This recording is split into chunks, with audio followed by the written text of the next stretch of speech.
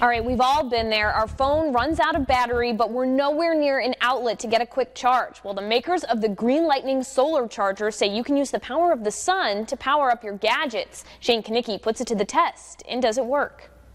So say your cell phone dies and there's no outlet around. What if you could use the power of the sun? Today we're here at the NIAR Environmental Test Lab to test out the Green Lightning solar charger.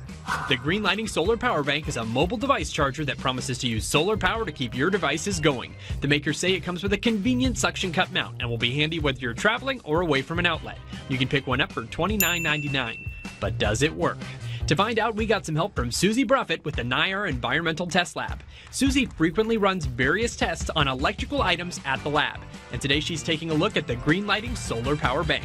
It looks exactly like a solar panel you would find on a outdoor decorative light. I can't see the circuitry, so I don't know what it's going to do. We just got to try it out and see. The Green Lighting Solar Bank needs to be charged before use, so I took it home over a weekend before our test and gave it a little sun. After it was charged up, we decided to try it out on 2 different cell phones. Android and Apple, so that is these 2 plugs right here. Susie uses an oscilloscope, a device used for reading electrical signals. She connects the oscilloscope and plugs in the solar charger, and the phone doesn't respond. Currently, you are not drawing any current. We try switching to the Android to see if it makes a difference. We get the same results.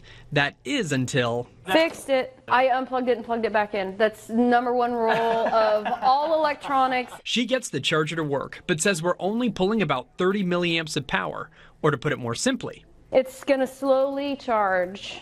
Really slowly charge. Susie wants to try another test called an ESD test. This will simulate a shock that could occur from static electricity buildup between you and the device. The product doesn't claim to be able to withstand this type of test, but Susie says this is done quite a bit on consumer electronics. She charges her ESD device and gives the solar charger a shock.